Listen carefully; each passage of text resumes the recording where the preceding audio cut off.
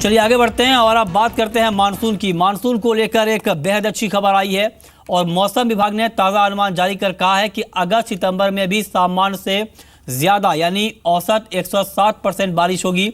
इसमें 8% ज़्यादा या कम हो सकता है। इसके अलावा अगस्त के महीने में 104% बारिश की उम्मीद जताई गई है। इसमें 9% कम ज़्यादा हो सकता है। पूरे सीज़न में 106% बारिश के अनुमान पर मौसम विभाग अभी भी कायम है। जुलाई में सामान्य से ज़्यादा बारिश हुई है, हालांकि जून में सामान्य से करीब 11% कम बारिश हुई थी और अच्छे मानसून से खरीफ की बुआई लगातार बढ़ रही है। 29 जुलाई तक देश में खरीफ की बुआई 6% बढ़ी है और दलहन की बुआई का रकबा करीब 41% बढ़ा है। और इस पर बातचीत करने के लिए हमारे साथ फोनलाइन पर है आईएमडी के डीजीएम डॉक्टर डीएस पई जुड़ेंगे। इनसे हम जानेंगे कि रेनफॉल डिस्ट्रीब्यूशन अब सेकेंड हाफ में सीज़न के क्या रहेगा, कौन कौन से ऐसे क्षेत्र होंगे जहां पर अच्छी बारिश होगी और कहां पर कम बारिश की आशंका होगी। इन तमाम मुद्दों पर हम बातचीत करेंगे। लेकिन आपको बता दें कि मौसम विभाग ने आज एक बार फिर से ताज़ा अनुमान जारी किया है, जिसमें यह कहा गया है कि अगस्त और सितंबर के महीने में भी काफ़ी अच्छी बारिश होगी। हमारे साथ अनुज गुप्ता है, एंजल कमोडिटी के वीपी, प्रियंका उपाध्याय हैं, एसएसजे कमोडिटीज के वीपी। आप दोनों मेहमानों का बहुत बहुत स्वागत है कार्यक्रम में। अनुज, आपका कमेंट क्या होगा मानसून की खबर पर? देखिए, मानसून की खबर अगर हम देखें तो कहीं ना कहीं अबव एवरेज यहाँ पर देखने को मिली है, तो हो सकता है कि उसका इम्पैक्ट कई कमोडिटी पर नेगेटिव भी पड़ सकता है और कई कमोडिटी से पॉजिटिव भी पड़ सकता है। अगर हम पल्सेस को लेकर चलें या फिर अगर हम ऑयल सीड पैक को लेकर चलें तो उसके लिए पॉजिटिव है। साथ में अगर हम स्पाइस पैक को लेकर चलें तो हो सकता है उसके लिए नेगेटिव देखने को मिले। मगर ये जो बारिश हो रही है, मुझे लगता है कि अगर हम इसका एक इफेक्ट लॉन्ग टर्म देखेंगे तो मुझे लगता है कि इससे इन्फ्लेशन कंट्रोल होगा और आने वाले टाइम में जो भी क्रॉप होगी उसमें जो प्रोडक्टिविटी है वो बढ़ती हुई नजर आएगी। ठीक है, हमारे साथ डीएस पई जुड़े हैं, आईएमडी के एडीजीएम। सर, स्वागत है आपका जी बिजनेस पर। अगस्त और सितंबर का महीना भी मानसून के लिहाज से काफ़ी बेहतर रहेगा, ये बात आपने अपने ताज़ा अनुमान में कहा है। लेकिन मैं ये जानना चाह रहा हूँ कि रेनफॉल डिस्ट्रीब्यूशन इन 2 महीनों में कैसा रहेगा, कौन कौन से ऐसे एरिया होंगे जहाँ पर अच्छी बारिश होगी और कहाँ पर कम बारिश का खतरा रहेगा? देखिए, जैसे हमने ओवरऑल प्रेडिक्शन दिया था जून महीने में, एक्सेप्ट जो ईस्ट और नॉर्थ ईस्ट में थोड़ा बिलो नॉर्मल रहेगा, लेकिन दूसरी जो भाग है नॉर्थ वेस्ट, सेंट्रल इंडिया और सदर्न पेनिनसुला, ये सभी जगहों में अबव नॉर्मल या नॉर्मल रेनफॉल होने की संभावना है। ओके सर, खरीफ की बुआई को लेकर क्या अनुमान है आप लोगों का? अब तक बुआई के आंकड़े बेहतर हैं और 29 जुलाई तक 6% की बढ़ोतरी हुई है खरीफ की सोइंग में। अगस्त का महीना भी काफ़ी अहम माना जाता है खरीफ की बुआई के लिहाज से। खरीफ बुआई वाले एरियाज में आप कैसी बारिश देख रहे हैं? देखिए, अभी ऑलरेडी सोइंग तो सब हो गया है मोस्टली। 90 मिनी जो जगह मेन एग्रीकल्चर एरियाज है। तो अगस्त का क्या है, आपको बारिश थोड़ी होते रहा तो उसके लिए फेवरेबल कंडीशन बनेगा। जो ही हम लोग एक्सपेक्ट करते हैं कि 104 जो ही नॉर्मल या अबव नॉर्मल रेनफॉल है अगस्त में, और सितंबर में भी ऐसे रहेगा। तो इसलिए मुझे लगता है कि इस बार जो एग्रीकल्चर के लिए फेवरेबल रेनफॉल कंडीशन रहेगा। सर, लेकिन देश के कई इलाके बाढ़ की चपेट में भी हैं और वहाँ पर भी क्रॉप को कुछ ना कुछ नुकसान होने की आशंका है। क्या ऐसी आशंका आगे भी देखने को मिल सकती है?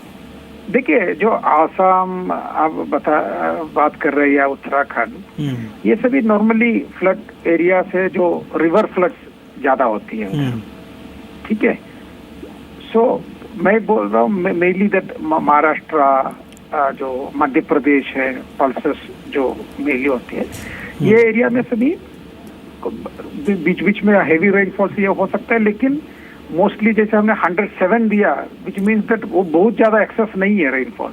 कभी कभी कोई ना कोई दिन में हो सकती है हेवी रेनफॉल, नहीं तो overall normal to above normal रहने की। मतलब इससे आप ये कह रहे हैं कि बारिश इतनी होगी कि इससे क्रॉप को कोई बड़ा नुकसान नहीं होगा?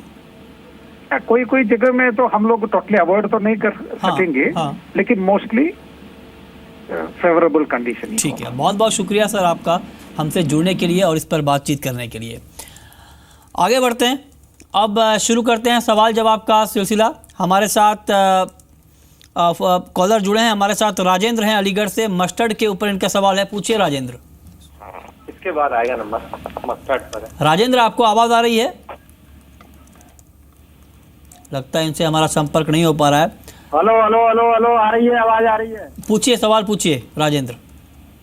ये सरसों खरीदना चाहते हैं, किस लेवल पे बाइंग बनती है? आज जैसे तेज हुई है तो क्या बाइंग है इसमें? ठीक है, इस समय मस्टर्ड में खरीदने- जोरदार तेजी है और इनफैक्ट आज मंडी लाइव मिड डे एडिशन में हमारे एक्सपर्ट ने आपको बताया था कि पूरे ऑयल कॉम्प्लेक्स में अभी कुछ तेजी दिखेगी आपको।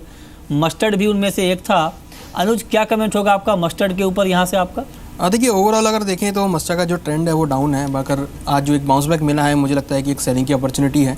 ऊपर अगर भाव करीबन 4960 4970 के आसपास मिलते हैं तो बिकवाली करके चले। हमें लगता है कि अगेन नीचे भाव करीबन 4850 तक देखने को मिल सकते हैं। तो ओवरऑल ट्रेंड डाउन है, तो मुझे लगता है कि सेल ऑन राइज करके चल सकते हैं। ठीक है, नेक्स्ट कॉलर हमारे साथ प्रसन्न है इंदौर से। जीरे के ऊपर इनका सवाल है, पूछिए सर। हेलो जी पूछें। जी, मैंने 19,800 में स्टॉक लेके रखा हूँ, 19 अगस्त एक्सपायरी वाले जीरे का, तो उसको होल्ड करूँ या सेल करूँ? आपने बाई किया है करो। 19,800 पे? जी 19,800 बाय किया हो, काफी समय हो गया है। ठीक है, अनुज क्या सलाह होगी आपके इनके लिए? देखिए मुझे लगता है कि जीरे के अंदर जो ट्रेंड है वो अभी भी पॉजिटिव है। हालांकि हमने लास्ट वीक जब करेक्शन देखा था तो एक अगेन एक पुल बैक यहाँ पे आता हुआ देखा है। मुझे लगता है कि जो इनकी पोजीशन है इसमें ट्रेलिंग स्टॉप लॉस करीबन 19,000 का लगा सकते हैं। मुझे लगता है कि ऊपर भाव अगेन 19,920 तक देखने को मिल सकते हैं। तो ओवरऑल ट्रेंड पॉजिटिव है, तो होल्ड करना बेहतर रहेगा। ठीक है, तो आपको होल्ड करने की सलाह एक्सपर्ट यहाँ पर दे रहे हैं, उस पर भी आप नज़र बनाकर चलिए। प्रियांक उपाध्याय, लेकिन चांदी के ऊपर आपका कमेंट क्या होगा? चांदी की कीमतों में ज़ोरदार तेज़ी आई है। आज शुरुआती दौर से ही चांदी के दाम बढ़ रहे हैं और फिलहाल करीब 432 रुपये की मजबूती है। गोल्ड के मुकाबले काफ़ी अच्छी तेज़ी है और गोल्ड के उलट चांदी ने नई चाल यहाँ पर पकड़ी है। गोल्ड का मार्केट दबाव में है, लेकिन चांदी में बाइंग यहाँ पर देखने को मिल रही है। इसके पीछे वजह क्या है और आगे का आउटलुक आपका चांदी के ऊपर क्या होगा?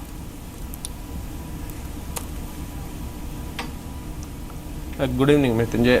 जिस तरह से हम देख रहे हैं कि बेस मेटल कॉम्प्लेक्स में आज एक सपोर्ट मिल रहा है मार्केट्स को and they are trading in a green territory, तो उसकी वजह से सिल्वर को भी एक सपोर्ट मिल रहा है एंड मेरे हिसाब से ये जो मोमेंटम आया है सिल्वर में कंटिन्यू रहेगा टुवर्ड्स 48,300 48,600, ये एक रेजिस्टेंस जोन्स रहेंगे। तो जिनकी भी बाइंग पोजीशंस है तो मेरे हिसाब से ये 48,500 के आसपास एक बार प्रॉफिट बुक कर लेना चाहिए।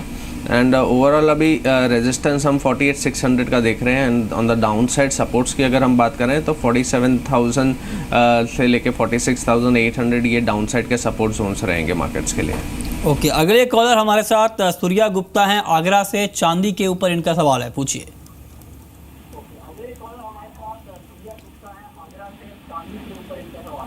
Good evening sir. Good evening, पूछिए। सर ये चांदी 50,000 के भाव टच कर सकती है इस महीने में सर? चांदी 50,000 का लेवल, क्या कहेंगे अनुज आप? देखिए कोई बड़ी बात नहीं है कि 50 का लेवल देखने को मिले। इंपॉर्टेंट ये है कि भाव जो है करीबन 48 के ऊपर वीकली बेसिस पे क्लोज होने चाहिए। जो हमने लास्ट रैली देखी थी उसमें हमने देखा था कि भाव क्लोज नहीं हो पाए थे। अगर अब एक रैली मिलती है और भाव 48 के ऊपर क्लोज होते हैं तो मुझे लगता है कि 50,000 का भाव देखने को मिल सकता है और कॉमेक्स में $22 तक के लेवल देखने को मिल सकते हैं। तो ओवरऑल ट्रेंड पॉजिटिव है, तो मुझे लगता है कि बाइंग साइड में रहना ही सिल्वर में एक फ्रूटफुल रहेगा। बाय ऑन डिप्स करके चलें। ऊपर इनिशियल जो हम टारगेट देख रहे हैं 48,000 का टारगेट देख रहे हैं, मीन्स करीबन समवेयर अराउंड 20.80 या $21 तक लेवल देखने को मिल सकते हैं। सनीर हैं कोलकाता से। कॉपर पर इनका सवाल है, पूछिए सर।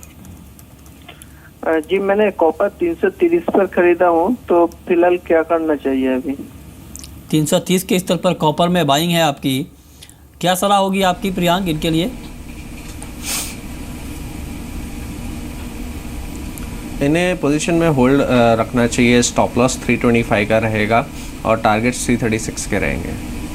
ओके, क्रूड के ऊपर आपका व्यू अनुज गुप्ता आज के लिए क्या होगा? देखिए क्रूड में जो ट्रेंड है वो डाउन है। हमने देखा है कि पिछले 2 कंटिन्यूस वीक से मार्केट नीचे की तरफ आता हुआ दिखाई दिया है और करीबन $41 के आसपास भाव आ गए हैं। यहाँ पर भी मुझे लगता है कि सनराइज करके चलना चाहिए। हालांकि भाव मॉर्निंग से नीचे आए हैं, बट अगर भाव थोड़े से यहाँ से बढ़ते हैं करीबन 2780 रुपये के, मीन 10 से 12 रुपये अगर बढ़त मिलती है तो बिकवाली करके चलें। हमें लगता है कि नीचे 2700 रुपये तक लेवल देखने को मिल सकते हैं। ठीक है। कुलदीप सिंह है लुधियाना से। सीपीओ के ऊपर इनका सवाल है, पूछिए कुलदीप। पूछिए कुलदीप, आपको आवाज़ आ रही है? हाँ जी, आ रही है जी। पूछिए सर, सवाल पूछिए। सर सीपीयू बाय करना चाहिए, सेल करना चाहिए? सीपीओ में बाई करना चाहिए या सेल, क्या कहेंगे? देखिए, जैसा कि एडिबल ऑयल की बात करें तो मुझे लगता है कि यहाँ पर बिकवाली ही बेहतर रहेगी। हालांकि भाव थोड़े ऊपर आए हैं, बट सलन राइज करके चल सकते हैं। सीपीओ में जो उसका अगस्त कॉन्ट्रैक्ट है करीबन 506 के आसपास चल रहा है। मुझे लगता है कि अगर 510 तक के लेवल रेंज मिलती है तो वहाँ बिकवाली करके चलें। हमें लगता है कि नीचे 500 रुपये तक रेंज देखने को मिल सकता है।